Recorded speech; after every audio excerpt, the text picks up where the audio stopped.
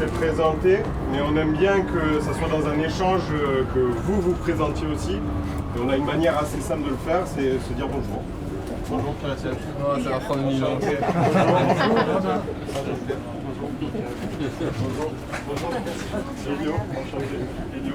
Bon, en attendant que tout le monde se présente, sauf moi, je tiens à remercier évidemment Alyosha et Kantuta de l'École des Impatiences pour l'invitation qui a été faite à Chouglou et pour ce moment passé ensemble. On tient aussi à remercier les usagers du bus pour la patience qu'ils vont avoir pour ce trajet qu'on va passer ensemble.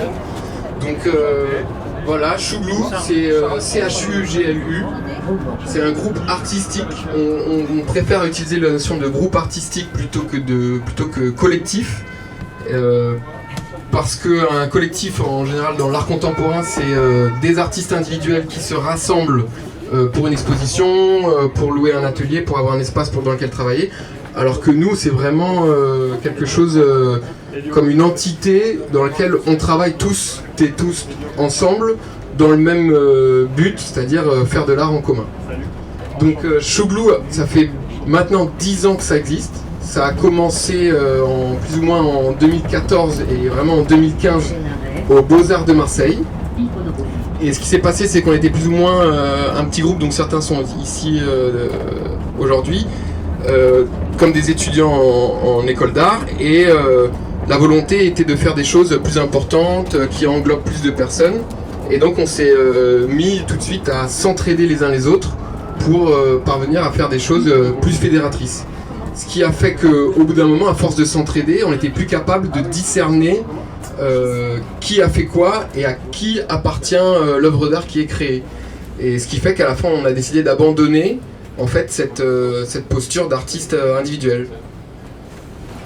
Du coup, ça fait que finalement, en fait, le résultat artistique et esthétique de nos actions, eh ben, c'est le résultat d'une intelligence collective. Et en ce moment et depuis quelques années, on entend beaucoup parler de l'intelligence artificielle, mais on entend beaucoup moins parler de l'intelligence collective. Et en fait, l'intelligence collective, finalement, c'est une personne dit un mot, ça fait penser une autre personne qui va interpréter, qui va dire quelque chose d'autre, ça va redonner une idée à la personne qui avait dit le premier mot, et ainsi de suite. Et en fait, c'est une circulation des énergies mentales, quoi, et qui donne lieu à quelque chose qui est dépersonnalisé, qui est plus individuel et qui est vraiment complètement collectif. Et c'est pour ça que souvent nos actions sont très très sobres, parce que c'est le seul moyen pour qu'on soit tous d'accord dans le groupe. Parce que dès qu'il y a quelqu'un qui ramène un peu trop sa sensibilité, il veut faire telle blague, il veut voir apparaître telle chose ou quoi, et ben souvent il se prend un peu des freins, des remontrances ou des limites qui viennent du reste du groupe. Et du coup, on opte toujours pour les choses les plus sobres qui nous mettent tous d'accord, et c'est le produit d'une intelligence collective. Du coup, aujourd'hui, on a voulu un peu sortir du format de conférence un peu frontal, ce qu'on essaye de faire un peu dans chaque action qu'on propose au public et chaque événement. Et c'est pour ça qu'on vous a invité dans le bus, puisqu'à la base on pensait qu'il allait pleuvoir. Et donc on est plutôt habitué à des lieux en extérieur, et on cherchait un lieu en extérieur qui pouvait quand même être un intérieur, et le bus ça nous semblait assez loquace et assez drôle comme proposition pour faire une conférence un peu sérieuse. Donc pour continuer un peu sur cette histoire de groupe plutôt que d'artistes individuels, qui traverse quand même énormément notre pratique. C'est un peu l'idée de... Il y a plusieurs textes qui ont été écrits sur nous, notamment un de Vanessa Brito qui s'appelle Être porté, se porter, et un autre de Marine Lang qui s'appelle... comment il s'appelle? C'est Se créer des problèmes, trouver des solutions. Se créer des problèmes, trouver des solutions. On s'est rendu compte que par exemple, pour vous donner plutôt un exemple basé sur du concret, il y a en 2016, donc un an après la création de Chouglou, on a décidé de faire un déménagement, un faux déménagement à Marseille sur le cours Belzins, qui est un espace très passant, donc avec beaucoup de monde qui traverse l'espace. Et donc on a réuni énormément de cartons, la plupart vides, des tables, des chaises, un frigo, avec encore des choses sur les tables, des repas. Et on s'est mis subitement, spontanément, à faire une chaîne humaine. C'est-à-dire qu'on passait vraiment un objet l'un après l'autre, de droite à gauche. Et jusqu'à ce qu'on arrive à la fin de la chaîne et que du coup on recommence et qu'on se remette de l'autre côté. Tout à l'heure on fera sans doute, on va mettre en pratique ça, vous verrez à la sortie du bus. Ce principe de file indienne qui nous est assez cher. Mais à ce moment-là, en 2016, donc on commençait à travailler en groupe et on a assisté à quelque chose que durant cet événement qui est le déménagement à Marseille, on cherche des photos là, peut-être Elio, tu as les photos de déménagement, ils ont ici les... Ok. Donc voilà les photos. Et donc on a assisté à quelque chose qui a été très marquant et très solidarité active de la part du public. C'est-à-dire qu'on transportait tous ces cartons, toutes ces choses, et du coup on est arrivé à bloquer le tramway qui traverse le cours Belzins. Et donc il y a eu les forces de l'ordre qui sont arrivées pour essayer de comprendre ce qui se passe. Et qui nous demandent qu'est-ce qu'on fait. Donc on répond qu'on déménage, très simplement. Et ils me disent allez, il faut se dépêcher. Et de là, il y a cet éclair un peu de solidarité active qui fait que de 12 personnes qui étions nous chouglou, on est arrivé d'abord à 20, 30 et au final au nombre de 62 personnes qui sont venues s'ajouter à notre groupe. Donc un groupe mixte, nous artistes et le public, à transporter ensemble tous ces cartons. Et donc souvent les gens ont commencé à nous poser la question, mais où est-ce qu'on va? Et aussi comment ça se fait que les cartons soient vides, qu'on déplace. On nous a aussi demandé est-ce que vous voulez pas un camion? Parce que j'ai un ami qui a un camion, si vous voulez on met tout ça dans le camion. Voilà. Et nous on dit en fait on sait pas où on va, ou alors aidez-nous, ça suffit. Et donc ce geste-là de solidarité active, on s'est rendu compte qu'en fait il est généré par le fait de nous être en galère, nous être en grande difficulté dans l'espace public pour générer des interactions sociales. Et ça nous a beaucoup plu. Et c'est du coup ce qu'on a essayé de reprendre un peu comme un procédé, c'est-à-dire ce qui est un peu le texte de Marine Lang, qui est se créer des problèmes, trouver des solutions. C'est-à-dire que nous, on s'est rendu compte qu'on a besoin du public pour faire, et pour générer la participation du public, ce qu'on fait, c'est qu'on se met en grande difficulté de sorte qu'on ait besoin d'aide. Et ce qui est vachement bien, c'est que ça nous permet aussi de ne pas donner d'ordre aux gens. Parce qu'on est un peu contre les injonctions en mode « maintenant il est temps de faire ci ». Et là alors vous glandez rien, venez nous aider bordel.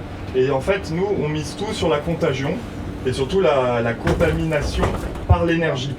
Et on se dit que si on est dans une débauche d'énergie, et les gens ils trouveront un petit peu par eux-mêmes l'endroit, le pourquoi du comment on fait ça et du coup leur position dans cette situation. Est-ce qu'il faut venir nous aider ou est-ce qu'il faut nous laisser un petit peu en plan, quoi. On essaie de donner le moins d'ordre, mais surtout d'être énergétique, énergisant, vivifiant, et que les gens nous rejoignent d'eux-mêmes, quoi. Ouais, être contagieux, ce qui nous intéresse au travers de notre pratique. Peut-être on peut donner un exemple. Ouais, je crois qu'il faut... Déplier la carte. Ouais, tiens. Vu les configurations de l'espace, là, je pense que c'est pas mal si on fait un... Tu vois, plutôt que de la déplier comme ça, on essaie de la déplier dans le couloir. Prochain arrêt. Ou alors on fait en sorte que peut-être tout le public se met par là et nous on déplie la carte comme ça. Donc on fait une injonction. Ou alors on laisse le public trouver par lui-même. Mais tous, mettez On tous pourrait là-bas. résumer ça à on vous force pas, mais vous n'avez pas le choix. Voilà. Ouais, parce qu'en fait tout ça était très abstrait, théorique, et maintenant à grand renfort d'illustration, et vous allez pouvoir nous demander les histoires, les anecdotes relatives aux happenings et aux actions qu'on a fait dans l'espace public, qui sont toutes illustrées et en dessin sur cette classe qui n'est pas si grand en fait.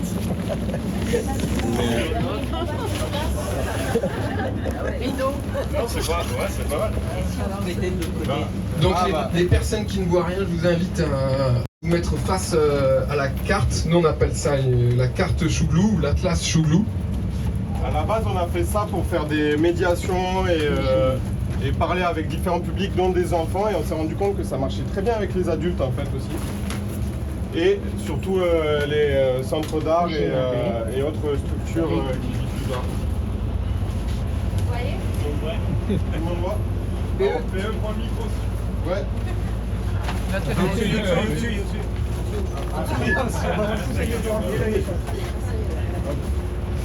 Et donc, comment ça débute? On déplie la carte et maintenant c'est comme un grand atlas où vous pouvez essayer de distinguer plein de personnages et de lieux qui constituent en fait un répertoire des actions qu'on a pu faire.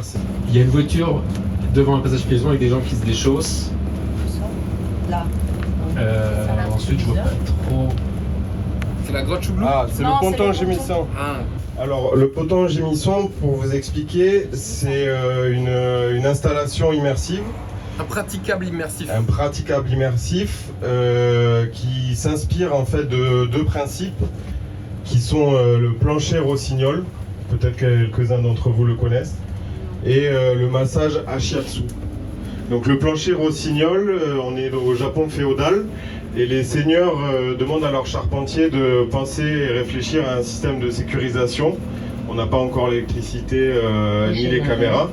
Donc les charpentiers placent les clous qui servent à planter les lattes de parquet en croisillon, ce qui fait en sorte que dès que quelqu'un marche sur les passerelles qui sont entre les différents espaces, le plancher émet un petit bruit strident semblable au rossignol, un petit. Et du coup, nous on a voulu un peu reproduire ça, mais avec des humains. Donc je vous laisse imaginer le plancher gémissant. Non mais Donc, on a- t'as oublié de parler du massage Ashiatsu. Oui, le massage Ashiatsu, c'est un massage qui est fait avec le talon des pieds de façon plus ou moins délicate. Et du coup, on a transformé, nous, pas les clous, mais les planches, cette fois-ci, en table de massage. Parce que c'est quelque chose aussi qui nous tient pas mal à cœur. C'est d'essayer de trouver, et soit de reprendre, soit de créer, mais des pratiques artisanales accessibles à tous. Un peu comme la pensée anarchiste avec le vélo. Peut-être que vous avez un peu la référence aussi, mais dans l'idée que ça soit accessible à tout le monde sans forcément avoir ni d'outils, ni de base technique précise. Donc là, on s'est retrouvé à reprendre le principe des échafaudages qu'on peut trouver dans certains pays d'Asie. Donc c'est-à-dire composés soit de bambou, soit de bois et qui sont liés avec des chambres à air. Donc c'est une construction qui est accessible et qui nous permettait aussi, nous, en collectif, de partager du savoir et de, peu importe nos compétences en construction, de pouvoir participer à ce chantier. Je crois qu'il y a quelqu'un au fond du bus qui a envie de parler. Ah ouais? Ouais, vas-y. Attends, juste donne-moi le micro, je vais lui amener. En par en dessous, il est. Ah, ouais, C'est bien, vous nous faites. On a une phrase qu'on aime bien, c'est énergie oui, qualité non. Peut-être que vous pouvez nous parler de l'enseigne Liberty. À quoi ça sert tout ça? L'enseigne Liberté, là, le Liber. Bon alors on va vous parler là, de l'action qui se passe ici. Donc elle est à la fois ici et à la fois complètement de l'autre côté du dessin. C'est une action qui s'appelle les points des I. Donc ça a été réalisé à Bagnolet en 2016. On a été invité à l'Artist Run Space, donc le Wonder Liber, qui est à Bagnolet, par Thomas Turley, parce qu'on avait beaucoup travaillé pour lui pour un montage d'exposition et que du coup il devait nous rendre l'appareil mais en nature. Donc on a été en résidence dans cette Artist Run Space pendant plus d'une semaine. Et donc on était donc à Bagnolet. Et on était du coup, comme on peut le voir là, tout en haut de cette Artist Run Space sur le balcon. Donc c'est à cet endroit-là. Et donc on a passé une semaine de résidence à boire des clopes et fumer des cafés. Et il faut imaginer qu'à cet endroit-là, de là, on a en fait devant le périphérique qui passe de Bagnolet, et de l'autre côté, je sais pas si on voit bien, on a un autre bâtiment qui est un HLM. Et donc à force de passer du temps sur le toit terrasse du Wonderliber, on s'est dit que ce qu'on allait faire, c'est qu'on allait simplement échanger le point des I des deux enseignes des lettres béninoises, enseignes lumineuses. Donc on a délicatement retiré le point du I bleu de l'enseigne Liber, qui est là-bas, là, du coup, qui est là, pour l'échanger avec le point du I rouge de blindé, de porte blindée de Forgeman. Surtout que le Wonderliber a été démoli entièrement il y a 3 ans de ça, et on savait qu'il allait être démoli, et donc le petit point I du I bleu du Wonderliber est resté tout en haut du HLM, en face, comme une dernière trace de cet espace. On fait quand même pour ceux de derrière. On a les petits cartes. En sachant que on y est retourné il n'y a pas longtemps, et le point du I bleu a été retiré par les personnes. Mais ça n'empêche pas, on peut... Voilà, c'est ça. Et on peut retourner l'échanger. Voilà pour le Wonderliber, pour cette action de 2016. Très marrant. Oui, c'est de...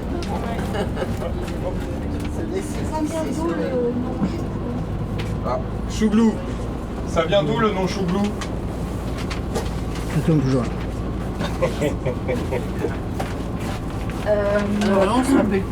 Le nom Chouglou vient de mes interprétations du suisse allemand glücklich, qui signifie chanceux ou heureux. Et voilà, j'ai fait LV2 espagnol, donc j'ai mal compris. Et on devait donner un nom pour une résidence en Suisse allemande, et on a donné celui-là. Brillant. Et tout le monde s'en est accommodé jusqu'à ce qu'on nous pose la question de qu'est-ce que ça veut dire. Et là, on s'est senti un peu bête, mais finalement, c'est resté. Alors moi j'ai rencontré une personne qui a essayé de me dire à quoi ça sert de faire tout ça, de faire de l'art. Parce qu'en fait, nous les artistes, on est quand même un peu victimes d'une idée reçue dans la société qui consiste à dire que l'art c'est vain, que ça sert à rien, et qu'en plus de ça, c'est une occupation de bourgeois, tout ça. Mais en fait, nous dans Chouglou, on est un peu sûr que l'art ça a des propriétés qui met en branle les esprits des uns des autres en fonction des rencontres. Et du coup, on croit fort en l'art, en la création et en l'expérience esthétique et artistique pour, n'ayons pas peur, pour modifier le cours des choses, quoi. Vous voyez de quoi je veux parler. Changer le monde, voilà. Et du coup, j'aimerais vous faire écouter le fou du bus qui nous explique un petit peu que l'art, faut pas essayer d'évacuer la question de l'art trop rapidement, parce qu'en fait c'est une chance qu'on l'ait, quoi. Allez, on l'écoute. Ça dure 3 minutes. Merde. À quoi ça sert tout ça? J'ai une petite question. Non, ça va pas marcher, hein. Bah fais-le en direct. Mais lis-le. Je le connais pas. Tu l'as pas écrit? Bah non. C'est le mec, je l'ai enregistré, je le connais pas par cœur, le truc. Bon, en gros, en fait, en gros, le mec, il arrêtait pas de me dire moi, je suis capable de ressusciter les morts et tout. Tu veux que je ressuscite mes grands morts? Je les ressuscite devant toi et tout, s'il faut, nana. Tu sais comment je fais pour ressusciter les morts? Du coup, moi, j'aime bien les gens extravagants et tout, machin. Alors, du coup, je lui demande de m'expliquer. Et il me dit, c'est simple. Pour ressusciter quelqu'un, t'as qu'à dire sa meilleure citation. Et là, bam, il réapparaît. Et du coup, il m'a dit, vas-y, devant toi, je vais faire ressusciter JLG. Première citation, la culture, c'est la règle, l'art, c'est l'exception. Deuxième citation, et la deuxième personne qui sort du caveau comme ça, gros mort vivant et tout, qui me raconte un truc. Personne ne sait vraiment quel cadeau involontaire il a fait à autrui. Deuxième mort qui sort du cimetière, comme ça, qui se met à reprendre vie, machin. Troisième citation, bam. Alors lui, en plus, il est mort au XVIe siècle, et il a réussi à lui redonner vie. Certains actes crient éternellement. Troisième citation. Et quatrième dernière citation, avant qu'il descende du bus. C'est laquelle? À Cab. Ah non, ça c'est pas une citation, ça c'est un hymne. Non, 4e citation, et pas la moindre. Si on a une tête qui est ronde, c'est pour que la pensée change de direction. Du coup, on n'a pas pu entendre sa tessiture, le grain de sa voix, tout ça, mais je pense avoir été assez fidèle. Ce qu'on va faire, c'est qu'on arrive au premier terminus, c'est-à-dire qu'on va sortir du bus, on va changer de trottoir, et on va tout simplement reprendre le même bus pour retourner au point de départ. Si ça vous convient. De toute façon, si ça vous convient pas, vous êtes à Caravelle et je me demande comment vous allez faire pour rentrer à Pont-Angot. Caravelle. Allez, moi je descends. On a terminé ça? J'habite à côté. Hop, allez-y. Restez avec nous, vous pouvez rester avec Je laisse ma place. C'est le terminal, c'est ça? on peut commencer déjà. Ah bon, bah. Merci. Bravo. Mais attendez, partez pas trop vite parce qu'en fait maintenant on va faire un exercice pratique de tout ça, quand même. Pas tout de suite, Ah, c'est encore? Ok, d'accord. là on a encore le retour et C'est bon. après on... Ok, ça va.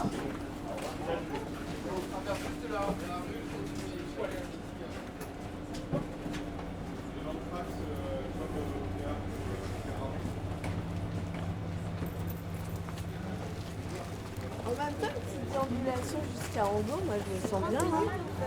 C'est facile. Hein. On va de l'autre côté, on va pas manquer le bus.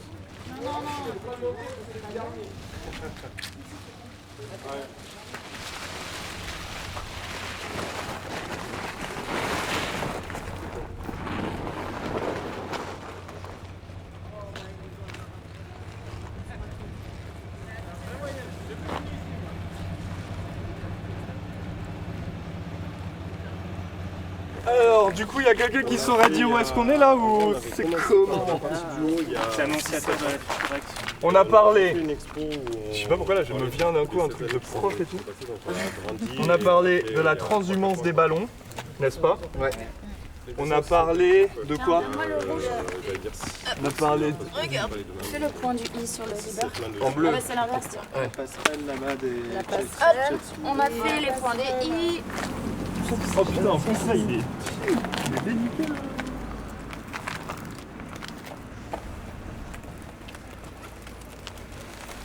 La passerelle, ouais, le ponton gémissant, à côté de toi Clémence.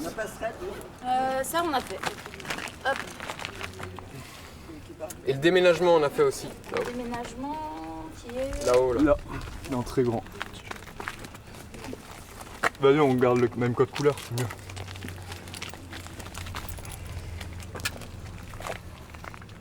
Dans la fontaine, il se passe des trucs bizarres. Dans la fontaine, en gros, on a posé un banc de la municipalité dans la fontaine pour pouvoir lire des journaux au frais. Parce qu'à Marseille, l'été, il fait quand même très très très chaud. Et du coup, l'action de l'eau sur le papier fait que le journal se désagrège. Non, je crois qu'il attend 5 minutes, mais on peut lui demander qu'il nous attende, qu'il nous dise quand est-ce qu'on part. Normalement, il attend 5 minutes. Et donc, ce qu'on a fait, c'est qu'on a choisi volontairement des journaux qu'on n'aimait pas. Donc, type Le Figaro, Le Républicain, La Provence, histoire qu'on puisse jeter des phrases un peu comme ça. Donc, on lisait à voix haute. 3 minutes. Et donc, l'action de l'eau a fait que on avait beau essayer de lire, c'était très difficile. Quand vous faites ces opérations-là, vous les faites comme ça, où les gens savent à l'avance ce qui va y avoir lieu, vous les faites à la Ça dépend des comme ça. ça dépend des fois. C'est important pour ces actions-là particulièrement que personne ne soit au courant de ce qui se passe. C'est un peu ce qui nous intéresse aussi, par exemple, comme pour la fontaine et la lecture des journaux ou le déménagement.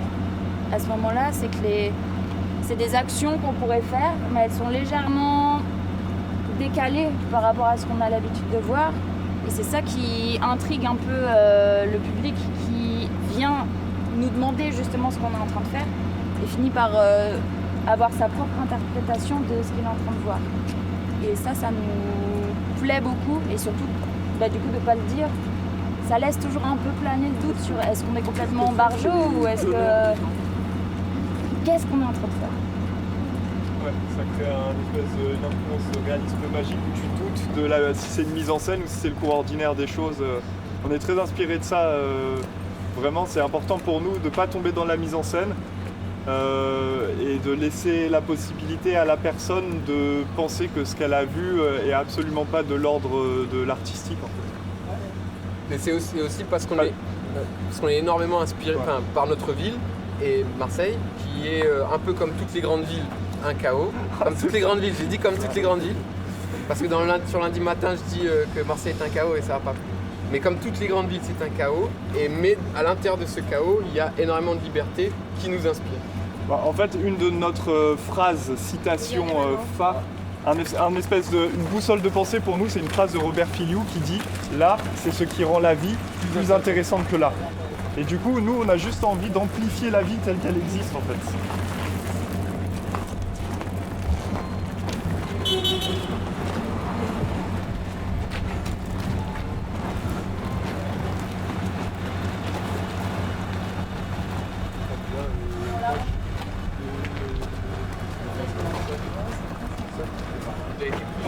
Il y a quelque chose qu'on essaie de faire à chaque fois, c'est il y a ce principe en fait de désacraliser l'art et du coup de désacraliser la performance et du coup la distance qui se crée entre le public et l'acteur. Ça nous a mené à la réflexion en fait que une pièce marchait quand on disparaissait en fait. Et il y a un peu une pièce de Francis Alice qui illustre bien ça. C'est lui qui se retrouve justement à un arrêt de bus, qui attend un peu et qui commence à regarder le ciel pendant 10, 20, 30 secondes. Et là, sur la vidéo, parce que c'est une vidéo, apparaît une deuxième personne qui regarde d'abord Francis Alice et après qui regarde dans sa direction. Donc il se retrouve à deux, puis une troisième, puis une quatrième. Et là, il y a un petit groupe qui attend le bus en regardant le ciel, en essayant de chercher quelque chose. Et là, on voit Francis Alice disparaître de la vidéo. Et les gens continuent à regarder le ciel. Et ça nous a bien plu dans la poétique et dans ce que ça signifiait. Et du coup, on essaie quand même pas mal d'appliquer ça, même si ça illustre pas très bien cette prise de parole, ce sujet-là, mais plein de paradoxes. Ouais, c'est vrai que nous, en fait, on a grave profité de l'invitation de l'école des impatiences pour blablater, parce qu'on fait plein de réunions entre nous, on parle énormément, et en fait, on a peu l'occasion de parler devant vous, et du coup, on n'avait pas envie vraiment de faire un happening, mais on avait surtout envie de faire une sorte de talk un peu original, mais on vous a quand même, et on nous a à tous préparé un exercice pratique que vous êtes évidemment, ça va sans dire, invité à faire, mais vous pouvez aussi vous désolidariser. On va vous faire passer le protocole en fait. Voilà. Donc, voilà. En fait là, on est en train de rouler certainement à, je pense à de l'énergie décarbonée. Donc ça fait de nous des éco-citoyens vraiment genre exemplaires. Mais là on vous propose un moyen de locomotion encore, disons, encore plus avancé dans la perspective politique qu'on essaye d'amener. C'est un moyen de transport en commun où vraiment la répartition du travail est étalée de manière la plus égale possible. Donc je ne sais pas si vous avez tous le visu sous les yeux. Nous, on a appelé ça le système de locomotion des rondins. En fonction de comment on en sort, on pourra changer de nom, on verra. Inspiré de l'Égypte antique. Inspiré des premières méthodes de construction de l'architecture. Déjà, j'ai une petite remarque. Cette façon de regarder en l'air pour être imité en regardant un point, Lucie Lippard l'avait fait en 69. Alors peut-être que Francis Alice en avait connaissance, je ne sais pas. Parenthèse close. Je me demandais vos interventions qui impliquent les passants, qui les engagent. Est-ce que vous pourriez imaginer les faire dans des lieux moins publics? Vous les faites dans l'espace public, mais des lieux tels que un hypermarché, une administration, une entreprise? Un bus. Bah, un bus, c'est déjà plus public. Ouais, plus dans un lieu privé, mais qui accueille du public. Ouais. Non, c'est pas des lieux dans lesquels on a beaucoup fait d'actions artistiques, mais ça nous enchanterait grave de le faire. Mais du coup, en fait, on pourrait le faire un peu même partout ce qu'on fait. Juste, nous, il y a quelque chose qui est très important pour nous, c'est l'interaction.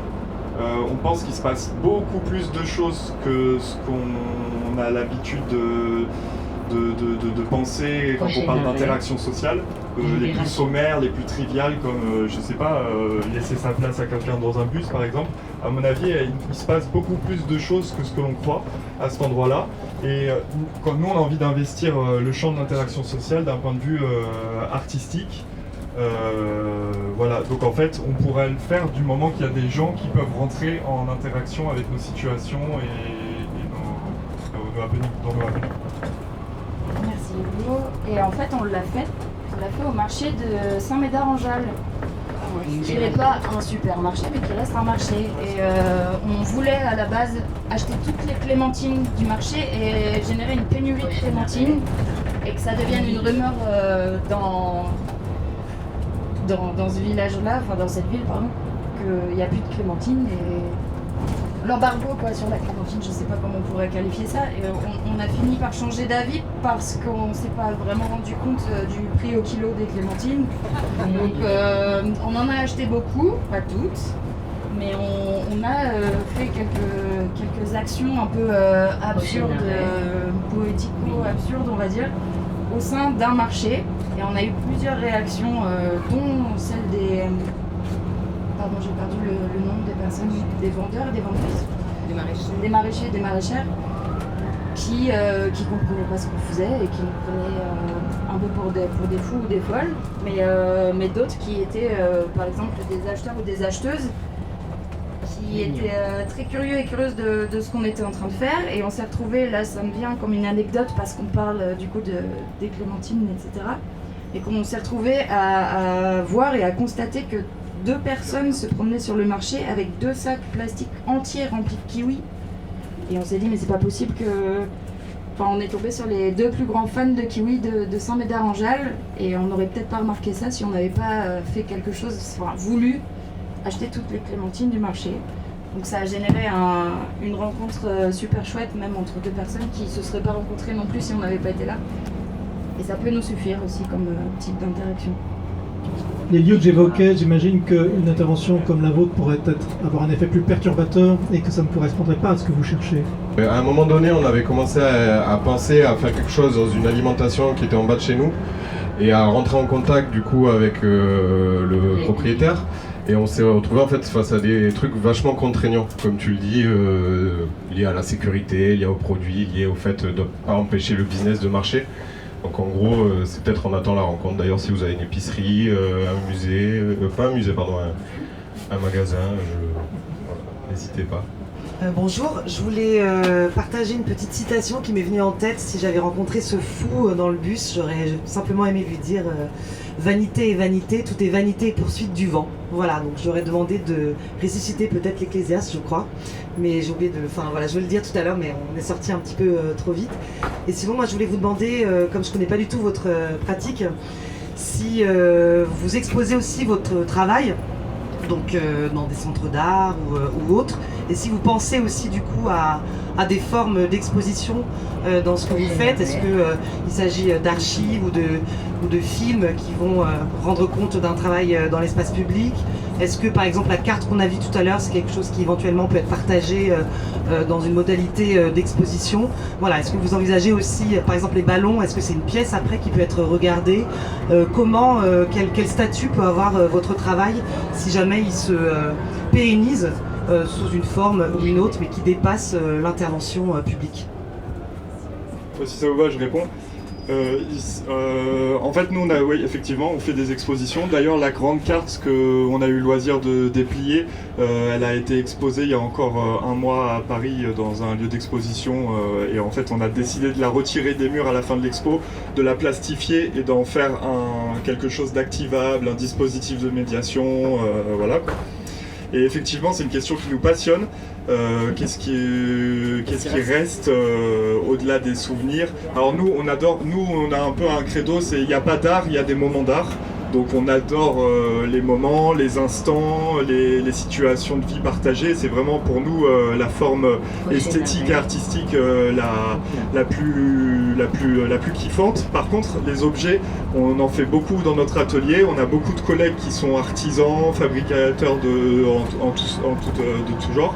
Et par contre, on a très peu l'occasion, par rapport au nombre d'invitations qu'on reçoit pour faire des happenings, de présenter des objets dans des white cubes.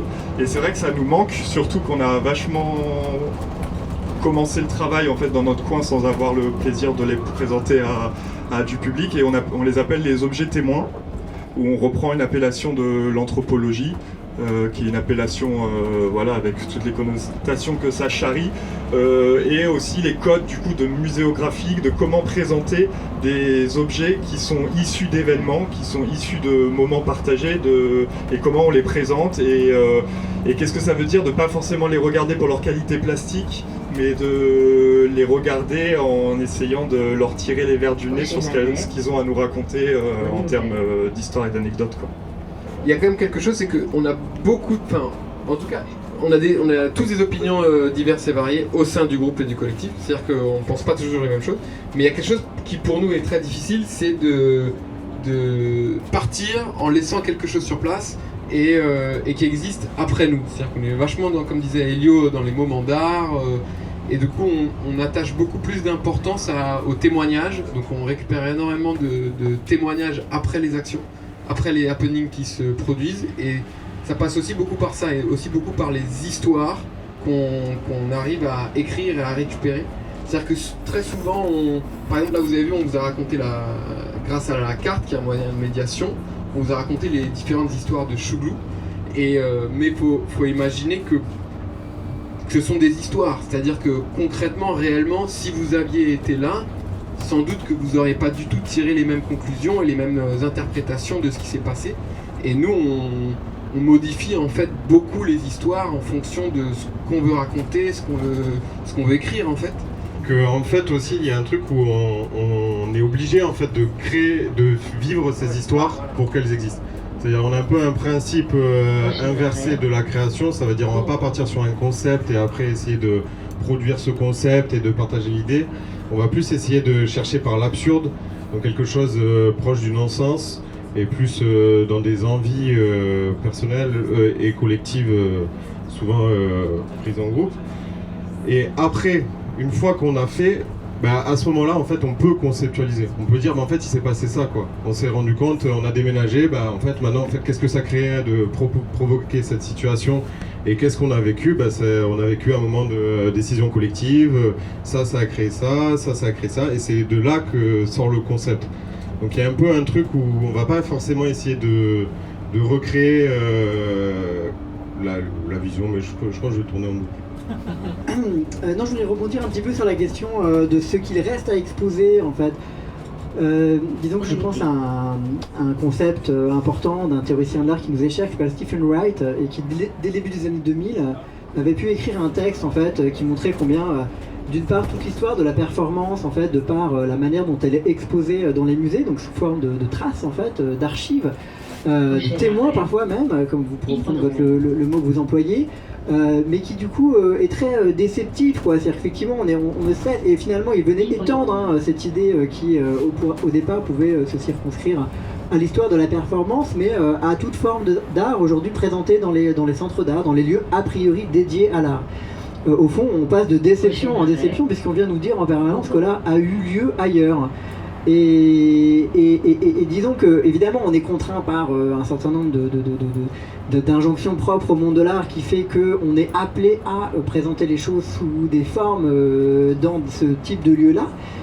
Néanmoins restent en suspens tout de même les formes de configuration institutionnelle qui restent à créer, quoi, à inventer aussi. C'est-à-dire pas seulement en fait créer des œuvres qui ensuite en fait trouveraient une modalité tout de même viable de manière à pouvoir bénéficier d'une certaine visibilité interne au monde de l'art, etc. Mais quelle forme d'institution même on pourrait produire et je pense par exemple au bus de Gustavo Buntix, puisqu'on est dans un bus, enfin qui est un bus qui traverse l'Amérique latine et qui est un musée, le micro-muséo de Gustavo Buntix.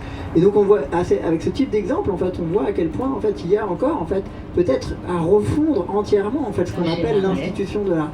Donc je sais pas, c'est une question ouverte que j'aimerais vous poser, en fait, vous qui menez de front cette question à la fois à partir des rencontres, mais aussi de ce qui peut être montré après coup.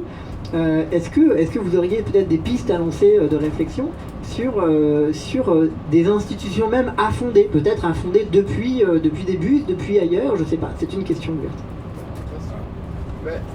C'est plusieurs fois lorsqu'on est arrivé dans des espaces comme le FRAC, des centres d'art, différents espaces, on a été confronté à des médiateurs culturels, des médiateurs d'exposition, lorsqu'on propose soit des événements, des happenings, soit des expositions.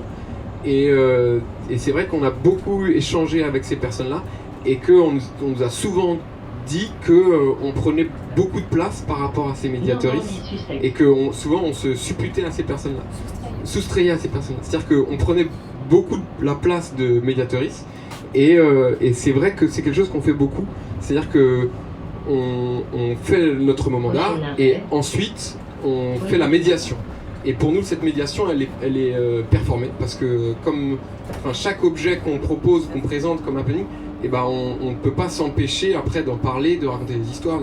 Et pour nous, c'est quelque chose de très important, la médiation, c'est-à-dire de continuer l'œuvre, même l'augmenter. C'est pour ça que souvent on modifie les histoires et à chaque fois, par exemple, tous les chiffres que vous pouvez voir sur notre site internet ou sur nos réseaux, eh ben, ils sont exacts. Bon, voilà. Mais c'est pas ça que je voulais dire. Ce que je veux dire, c'est qu'à chaque fois, on a tendance à augmenter les chiffres, à dire qu'il y a de plus en plus de personnes. Et en fait, on modifie au fur et à mesure, et surtout en fonction aussi de l'interlocuteur l'interlocutrice aussi qu'on a en face de nous. On modifie les versions qu'on a pour essayer, comme on disait tout à l'heure, d'être le plus possible dans la contagion d'énergie et d'information de notre travail qui est quand même l'interaction sociale et la fédération. Donc pour répondre à ta question, je dirais quand même que on est, comme a dit Elio tout à l'heure, on se voit beaucoup plus dans la présentation que la représentation. C'est-à-dire que on dit souvent que, enfin nous en tout cas dans nos études aux Beaux-Arts, on nous a souvent dit que l'art, qu'est-ce que c'est en général depuis la préhistoire, c'est la représentation de la vision de l'artiste, du monde depuis le point de vue de l'artiste.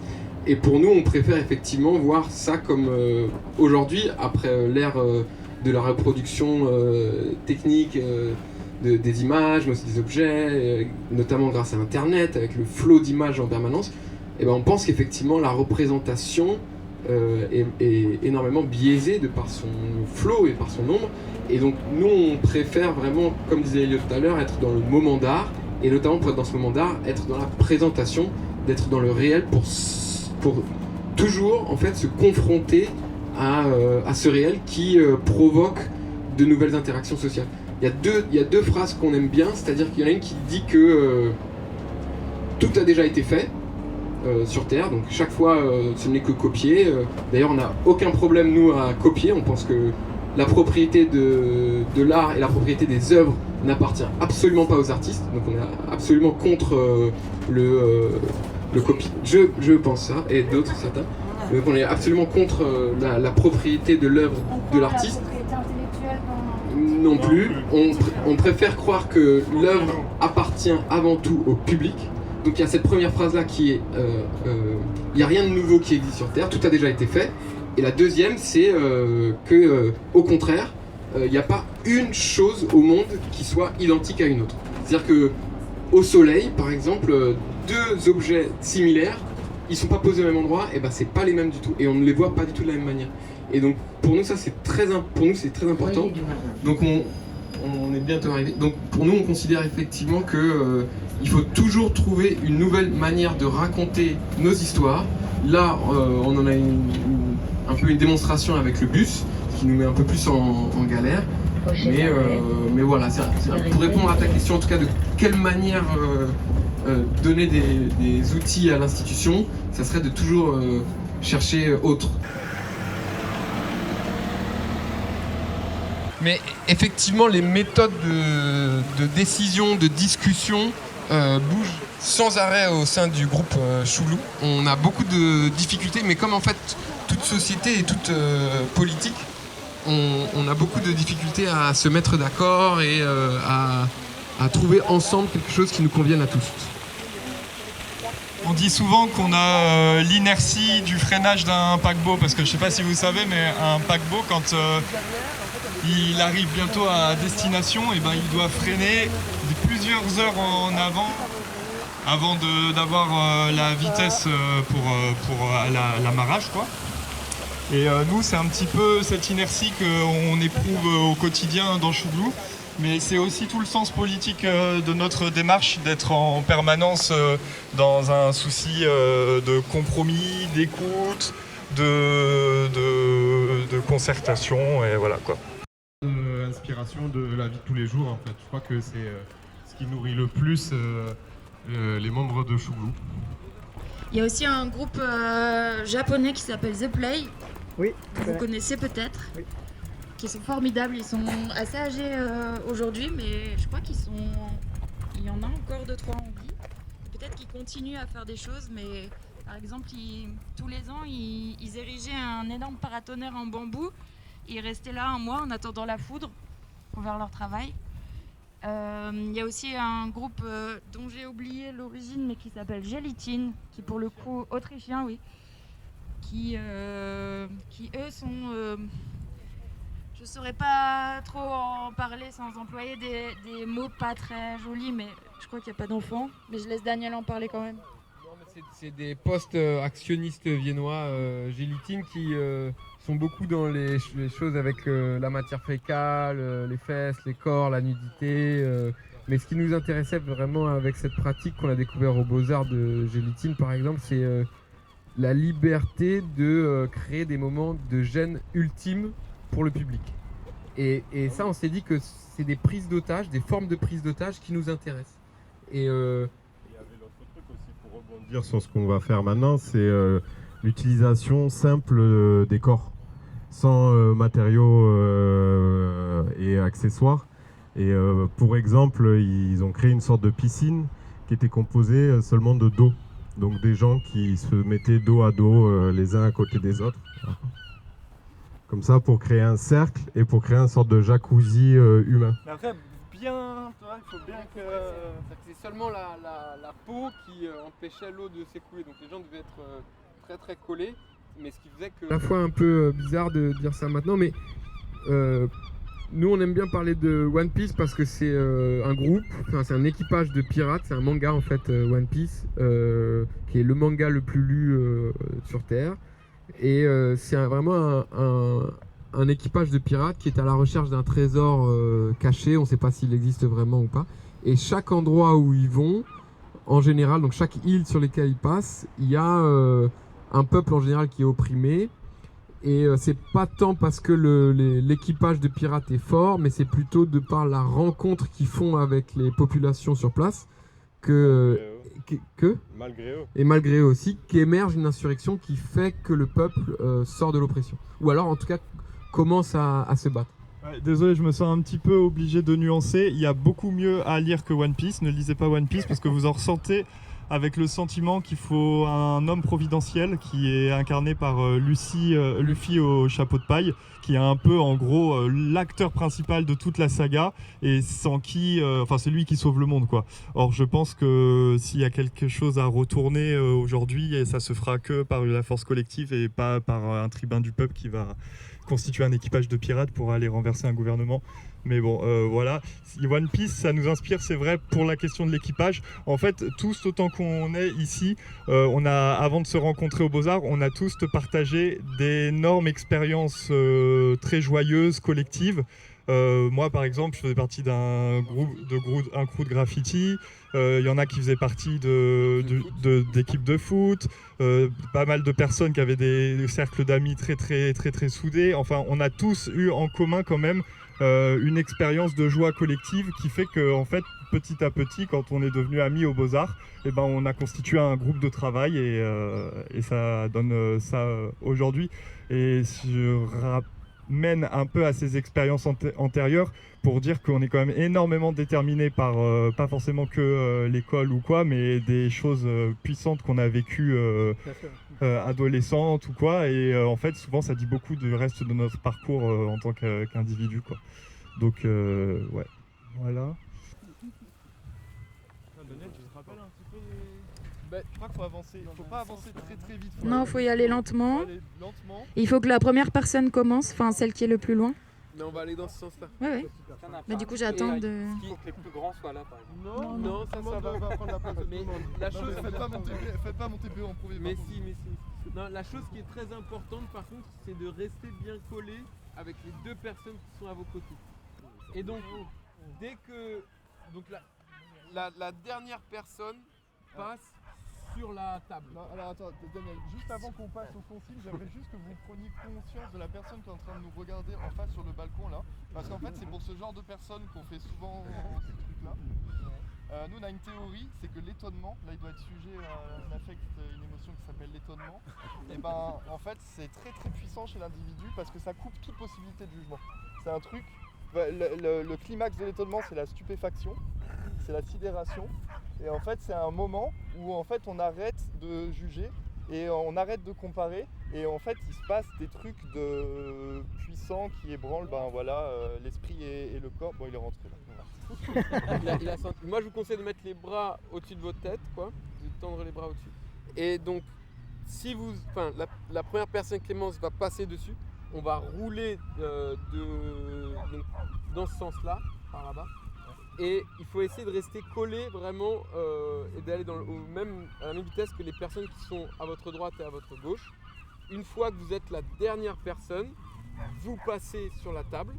Et une fois que vous arrivez au bout de la table, essayez bien de vous remettre en quinconce par rapport à la dernière personne et plus ou moins au niveau des pieds, votre tête. Le truc, c'est qu'il faut prendre conscience qu'en fait, on est un tronc commun à partir de maintenant. Il n'y a plus d'unité, d'individus, on est indivisible. Et du coup, ça veut dire qu'il faut absolument prendre en considération la vitesse à laquelle l'ensemble des choses avance. Pas soit nous, comment on avance. C'est l'ensemble. Est-ce qu'on est à la traîne par rapport à l'ensemble? Est-ce qu'on va trop vite par rapport à l'ensemble? C'est de la proprioperception. C'est méga important. Vous êtes prêts? On peut commencer à rouler, je pense.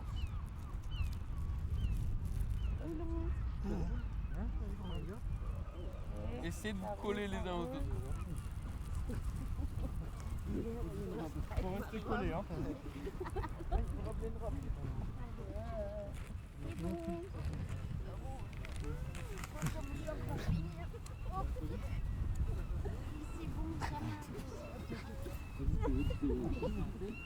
On va un demi-tour encore.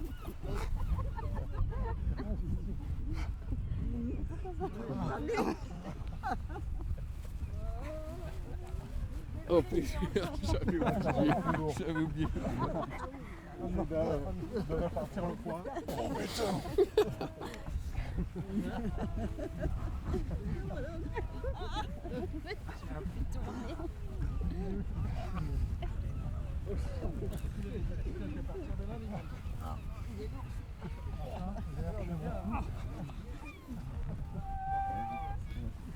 Tour. Est-ce que tout le monde est vivant? Une fois qu'on aura fait un tour complet.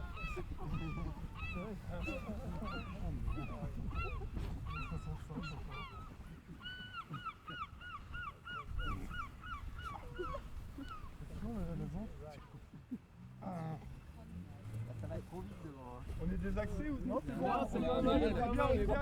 On continue à avancer, avance. Non.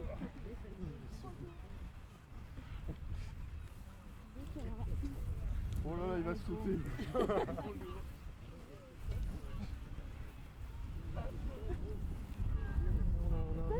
Pas mal. Merde. Tu as décalé.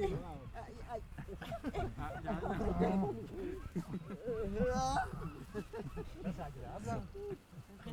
La masse un peu. Pas du tout pratique quand même.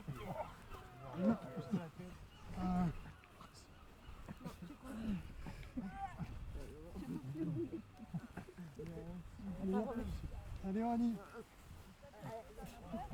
Ouais. C'est parti d'un coup. Avec la machine.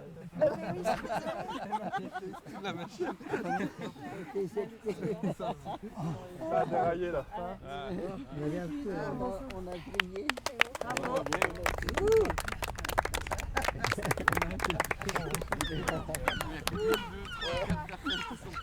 On n'a plus l'âge de faire ça. Bravo! Bravo! Merci beaucoup. Ah, c'était trop bien d'être ensemble, merci d'être venu. Ça fait vraiment plaisir de découvrir Dieppe avec des beaux sourires sur les visages comme ça.